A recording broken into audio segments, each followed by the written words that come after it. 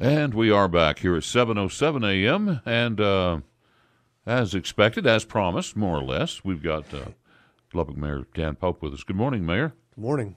Good morning. We were Good just to be talking about the polar vortex. We don't anticipate any problems for us here in Lubbock, I guess. I guess not. It looks like we're going to have a pretty nice week of weather. Can you imagine 60 degrees? You ever lived in that part of the world where it gets to minus 60 degrees? No. I can't even imagine that.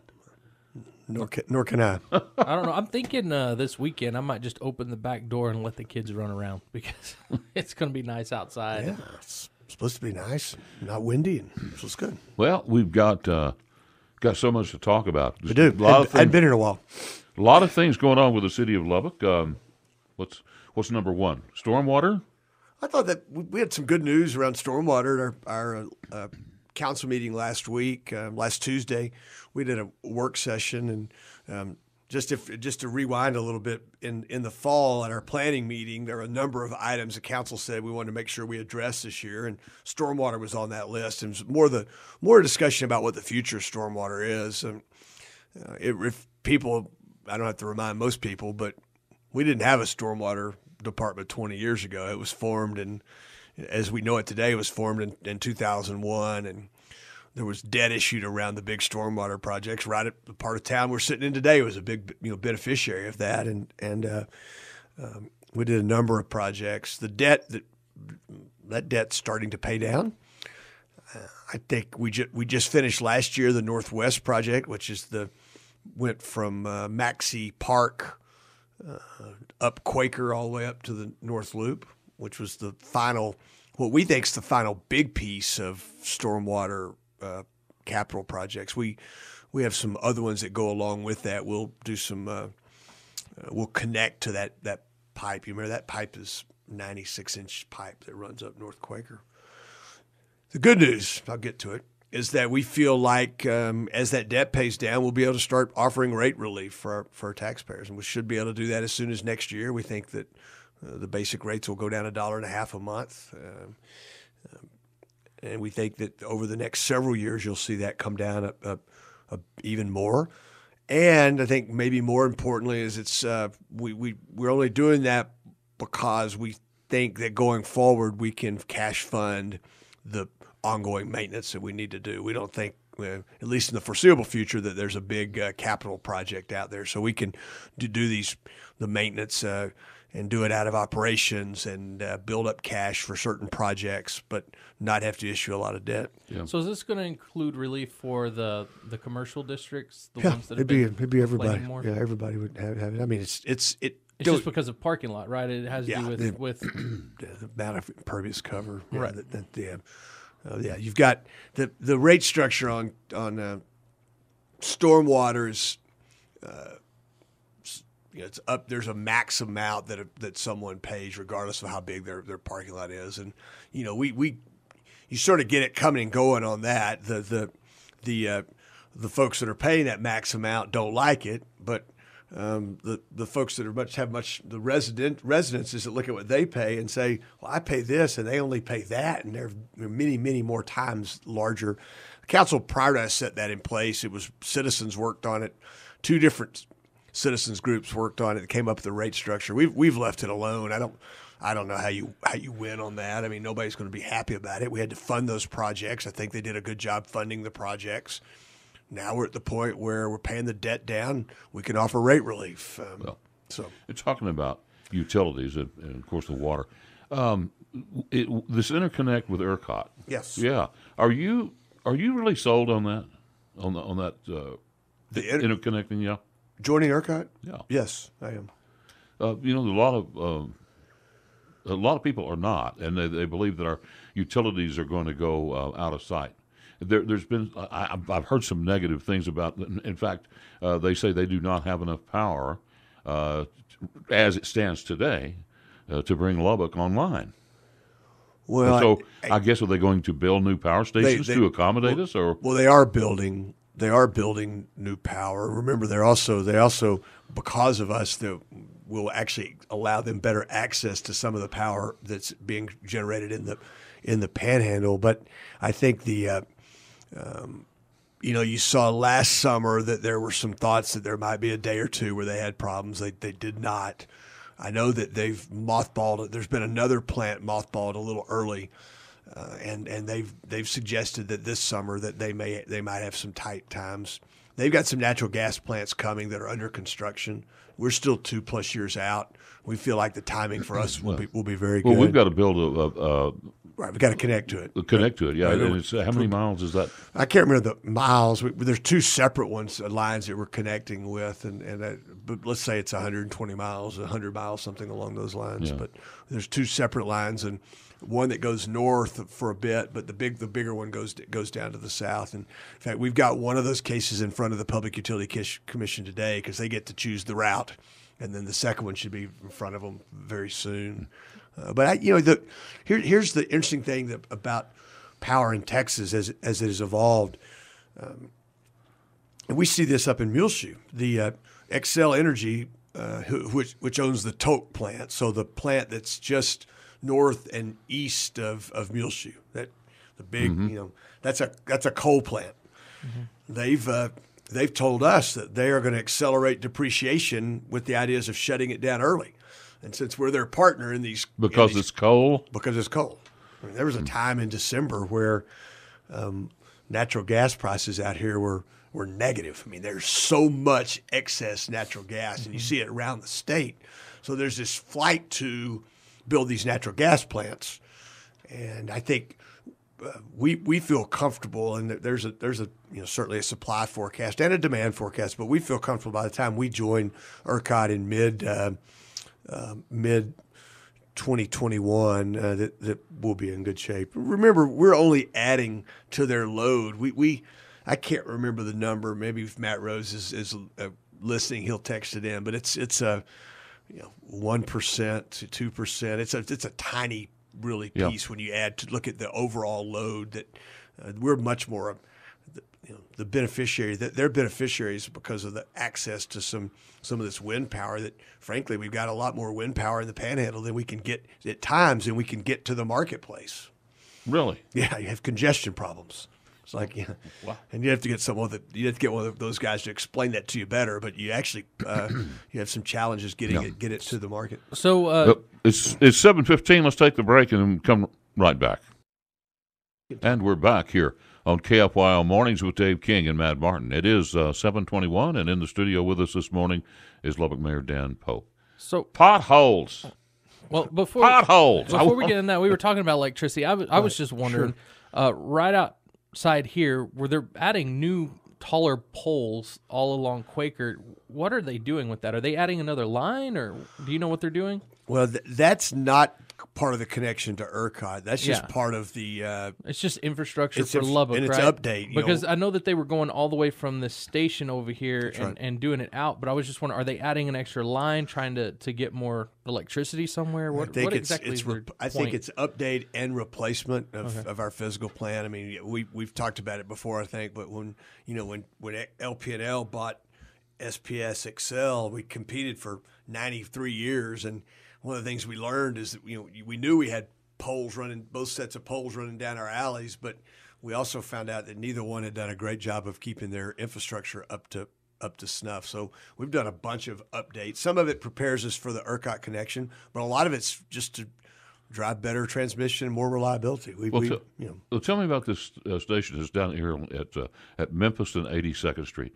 I don't think I ever recall anybody spending that much time building whatever it is I guess that's a pump house. That's water related, right. And I can't tell you I can't remember exactly what project it is, but we're working we're working on our plumbing would be a good way to put it, and so we built the pipeline to Allen Henry. We can bring the water in. The water can get to certain parts of our community today. We're continuing to work on the plumbing in this part of town and I don't know if that's specifically that piece of it, but to allow us to get that water from Allen Henry to other parts of the community. You have to build the pump stations, as you know, because we're continuing to move that water and move it uphill. But we those are scheduled and part of our long term plan. And I can't remember exactly what the project at Memphis is. Some of that may be replacement of water storage also too. We do have the potholes. Yeah, I'm telling you, obviously the winter weather has taken a toll on our Lubbock streets. Yeah, I think combination of the rain. We had thank goodness we had a rainy fall. Maybe unless you're a cotton farmer, we were very thankful for it. And then followed by the early cold and particularly the 10-inch snow in December. So we do have a bunch of potholes. We're trying to aggressively take care of those. There's a number of places that, I'll give you a good example. Indiana between 34th and 19th Street. It's due this year for recover, for resurfacing, and not just the overlay, but a more serious kind of project. And it would have been something that we'd have done a little bit later in the year. We're going to accelerate that. The weather really has magnified the issues there, particularly if you're going northbound. That middle lane between 34th and Indiana northbound we have some situations on Quaker out here very close to where you guys are at 82nd and Quaker where we need some work. So you'll start to see us we're doing some temporary patching today, but you'll start to see us in March start on some projects. And I think we consider at our first meeting in February, I think we consider a contract. It's approved. It's part of our street maintenance this year. We're going to spend in excess of $9 million this year on street maintenance. So it's part of those maintenance plans, and you'll see not only the overlays that we do more in the summer, but you'll see us doing the more significant kind of maintenance projects. Then there'll be a pain, but I think we want to remind folks that that's what we've got to do to maintain that infrastructure. We don't want to wake up and be in a situation like a number of our peers in West Texas are, where they've shortchanged street maintenance, and then you'd have to look up and have to have a big bond, $50 million, $80 million bond to do street maintenance. Yep. I mean, maintenance should be something we can do every year. Building new streets is a little different animal. So with a year like this, is it a financial burden? I mean, or is it something that we're prepared for? We plan for it. Yeah, okay. It's something we plan for. It's you plan for certain projects you're going to do, but you also know that you're going to have to do we've got a couple of pothole crews, but we'll talk about it. It's interesting. We're going to talk about street maintenance, I believe, at our meeting on the 12th, February 12th, in work session. Pardon me. We've got a map that shows every summer where we've done our work, and we systematically sort of work through the community, and on a 7-year kind of rotation, 8-year rotation. Some roads get attention quicker than that. Some maybe not quite as fast, but you're going through and seal coating, doing the work on the streets to try to maintain the investment we've made. Yeah. Very quickly, some I don't know what kind of bad news maybe about the Buddy Holly Center. They're $50 million short. City has no financial interest in the Buddy Holly Center. No, sir. Of course, now there's talk. Is the city going to wind up having to step in and salvage that deal, or what? No, I mean, I don't. First of all, they started that building project knowing that they had had not raised all the money. I know they've got a number of asks out, but I'm not involved in that. Do you feel confident that they can go raise another $50 million? I feel like they can. Yeah. I do. I think they can. I know enough about the kind of people they've asked to help with it. I also know that I believe that the local foundations that have been so supportive of it aren't going to walk away from it now. And I think they have the ability to help if they if you got to a doomsday kind of scenario. Our involvement in that is. The council gave them the land for that. As you recall, that land was the old Department of Public Safety office, and we traded land that we had in the business park out by the airport. We traded land for them to build their new regional facility out there, which gave us that land just due north of the Civic Center. It was the previous councils, but something I support certainly. But it was donated to LIPA for Buddy Holly Hall. Mm. And then there's a parking agreement we have with them, a shared parking agreement on the parking lot, which will be just west of Buddy Holly Hall. Well, I mean, it's great. It's a great place for it, down there by the Civic Center and all. And it's certainly something that will aid in. Okay, quick break, and we'll come back and close things out. And we're back here on KFYO Mornings with Dave King and Matt Martin, and Lubbock Mayor Dan Pope with us. We have some text messages this morning, Mayor, and they say, "So, was that a yes or no? Are taxpayers going to have to bail out Buddy Holly Center?" No. No. Okay, there you have it. We have no financial interest in Buddy Holly. Definite answer. Okay. How about the growing homeless population and panhandling? It's out of control. Well, I'm not sure about growing. It was actually, they did a count last week. I haven't seen the numbers yet, but the count that was done in 2018 was lower than the year before. Now, that's not to say we don't have a problem. I think it's become a little more spread out.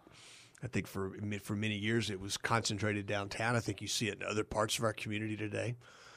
We'll announce an effort. It's something that's important to the council. I'm not sure that there's a silver bullet kind of solution for this. I think it's something you always work on. I think it's related to our mental health problems. I think it's related to our drug problems. I mean, but we will announce. I think you were exactly right. We'll appoint a sort of a blue ribbon commission within the next couple of weeks. We have I don't know if we call them a task force with Lubbock Police that works strictly on homeless outreach team. Yeah. We do. So we are going to work on it. We're not going to stick our head in the sand. There are some things I think we can do better. We really need to foster more collaboration among the people that deliver services to the homeless. So stand by for news on that. We want to. It's really interesting that the portion of our homeless population that wants to not be homeless anymore. There's a lot of resources in our community to get them out of that spiral. That's exactly right. That's what people need to consider. The problem is that 20% that choose to be homeless. They're the ones that cause the problems in our community. Well, I think it's a lot more than 20%. Whatever the number is, that's what the experts you're exactly tell me. Right. We've got the Salvation Army comes to mind, and they will give you a bed and a roof over your head and a warm meal, a hot meal. To anyone that needs it. And so when you see someone sleeping out in a sleeping bag at an alley in Lubbock, you have to ask yourself, are they doing this by choice? And I think the answer in most cases is yes. That's where they choose to be. Can't follow the rules to be in one of the shelters. That's right. I mean, so, yeah. But anyway, that's just me. You get me preaching on that deal. We did have a caller that wanted to bring up repainting the white stripes in the roads, Mayor. Yeah, so it's yes, I agree. Remember that many of our big roads are TxDOT roads, and it's sometimes it's difficult to get them to stripe. Although we have had a little bit of success with that. We've just bought a sort of redone an old striper of our own, and you'll see more activity out of us striping and providing better maintenance on that. Maybe we could get some of those homeless paintbrush and can paint. I don't think we need to do that, Dave. But that's a good suggestion. But I think if a citizen specifically is concerned about an area that needs stripes, have them call down and make sure it's on top of our list. I'm not saying we can get there tomorrow, but we are doing some. In fact, I was in a part of town where we did some striping. I saw we did some striping last week. Yep. You'll see us painting. We need to paint on bike lanes. We need to paint that bike emblem so people know remind people what's there. You'll see us doing some of that. I mean, there's some. You'll see more activity there. As far as bike lanes, I know that y'all created Broadway and put bike lanes there. I think they call it a smart street. Smart street. Yeah. Are there any plans to build any more of those? I don't know that you'll see a smart street like that. We did the Metropolitan Planning Organization, which is the TxDOT, the city, and the county, and Wolford, together, just received back a pedestrian and bicycle plan that we have to update every so often doing one of those, and you'll see us work on both pedestrian and bike mobility. Generally not on our busy on our thoroughfares, but more on our feeders. So as an example, you'd see them on Flint, but not Indiana or University. You might see them on Memphis, but not on Quaker. We got a few parts of town where we have some challenges with bike and pedestrian mobility. Certainly the loop is a challenge on the south side of town, getting across it. And the way Marcia Sharp cuts through the west side of town, west of campus, and it creates some challenges there. There are ways to get through on your bikes, but you've got to really, particularly if you're coming from like the Rush area or further west and you're trying to get to campus or downtown, it's a bit of a circuitous route. It's a good route. You just have to know where it is, and so maybe some of the signage and some of those kind of things. Well, and we had a bicyclist that got hit. Yeah, and killed. And but they apparently didn't follow the red light, and so bicyclists have the same laws as the cars. They have to follow the red lights and stuff like that. Yeah, the one I was thinking about was out in the county on out riding. Yeah, this one didn't die. No, I don't think. No. Hey, Mayor, how's the Lime scooters working out? You have any feeling about that? There are a lot of them around campus, I can tell you that. Well, they're all over town. Yeah, but there are a lot around campus. We walked out of the basketball. My wife and I walked out of the basketball game last night. And we live in Tech Terrace, so we walk to and from the games. And when we walked in, there was a line of about 50 of them lined up. And as we left the game, they were all gone. Yeah. I mean, they the were kids ready to go. Yeah. Well, no, that's a good idea. Ride them to the game. Yeah, It's to me, I find it interesting. It's on that list of things that you never thought you would deal with as mayor. Right. Lime, to Lime's credit, Lime's been very responsive. Yeah, where we have problems with them leaving those things on sidewalks, they know where they are. They do a pretty good job of moving them. But when we have a citizen call and comment, we're in touch with Lime, and Lime does a pretty good job of moving them. They've moved some. They now have some bikes in town. I saw some on campus yesterday. Electric bike. They both, I think. But yeah, the electric bike is the next, sort of the next thing that they told us they were going to do that. So, it'll be interesting to see. I'm glad we just have one vendor. I think we have a little more control with one vendor. They have. At one point right after Thanksgiving, they had 900 of them in town. I don't know what their number is today, but certainly in the more dense student areas around campus and on campus, the acceptance has been pretty remarkable. Well, let's take a quick break and come back. And we're back here on KFYO Mornings with Dave King and Matt Martin. It is 7:47, and along with us this morning is Lubbock Mayor Dan Pope. Yeah, I wanted to make sure that everybody had a chance to see that at our meeting last week, we approved the update to the water plan. So it's a strategic water supply plan. It's basically what we refer to as the 100-year plan. It was in 2013 was the last time it was done. It was a 5-year update. We got it late, got it in the fourth quarter. We approved it at our meeting last week. It's on our website.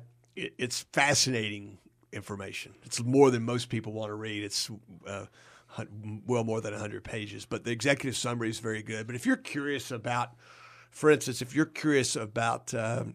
this Lake 7 that's been talked about in the future, it talks about that in there. If you're curious about what we're doing with water, that our stream quality water after we clean it and how we use it, it talks about that. If you're curious about how we're going to use our water supply, whether it's Roberts County or the Bailey County or Lake Meredith or Allen Henry, we talk about that. It talks about what the impact of conservation is going forward. It talks about what the impact of drought is going forward. It considers the growth and what we think is going to be the growth and what could be more growth or less growth. So it's a lot of data. I think it's important to mention, though, because in a community like ours, in a semi-arid part of the world, you don't ever want to let something like that get off the top of your desk. And so that's good work from our folks, our citizens involved, and certainly our professional staff on that. Nice. The other thing I would mention is that the next several work sessions. So we meet on the 12th and 25th of February, the 12th and 26th of March. You'll hear us talking about water and wastewater at one of those meetings. Street maintenance, I've already mentioned that. Short-term rentals, I think we're going to talk about that at one of those meetings.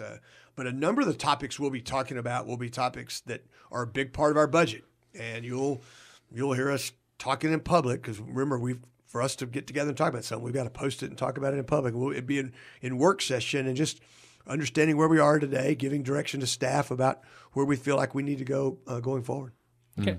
So the legislative session, they've got the, I don't think they've put a number to it yet, but they're looking at putting caps on local government as far as how much they can raise taxes or how much in taxes can go up. Right now, the governor wants it at 2.5%. Do you think that's too low? I do. Okay, we've not seen any details of that. So until you see the details, you hate to dismiss something. It's just been talked about. But is this something that you're completely against, or is something that you could see being a good thing for Texas? I think we can find compromise on this. I mean, I think it's interesting that we're spending this much time on cities, looking at cities. I mean, cities in general in Texas are about 20%, in Lubbock County between 20 and 25% of the property tax bill. Schools, as y'all know, the public schools are they're by far the biggest chunk. I think they need to fix school finance. I'm pleased that both the House and the Senate have put that on top of the list. I mean, I've been with Speaker Bonin twice, and he the first time we were with him as a group of mayors, he said, our priorities for the session are first school finance, second school finance, third school finance, knowing that you got to solve it before you can solve a lot of other problems. But can we be part of the solution? Sure, we can be. I just think we need to have enough flexibility to provide for public safety, to make sure we've got good roads, the things that our citizens expect. And as long as we have that and the ability to do that, then we want to be part of the solution. Okay, and one other thing, about this time next month, y'all are going to have Lubbock Day there at the session. What exactly does that entail, or do you know? Yeah. I mean, you've been to them before. Yeah, I've been to a number of them. And so the chamber puts it on in conjunction with the city and a lot of local businesses. I think Texas Tech will participate in it. You go down, you talk about what's important to Lubbock. You rally and spend time in the legislature. You go from door to door, knocking on doors and going over our legislative agenda, which this year, a lot of that's about the vet school, frankly, and it's about, there's